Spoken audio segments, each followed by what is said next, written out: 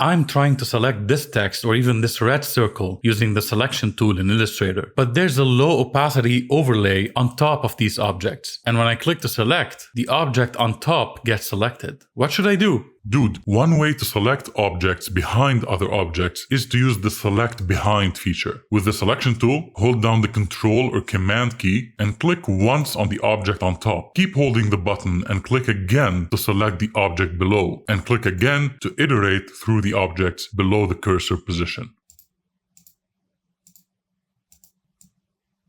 If this is not working, then go ahead and press Ctrl or Command K to open Illustrator's preferences. Go to Selection and Anchor Display and make sure Ctrl or Command Click to select objects behind is checked. Alternatively, hover the cursor over the object you want to select, click to select the object on top, right-click on it, go to Select, Next Object Below.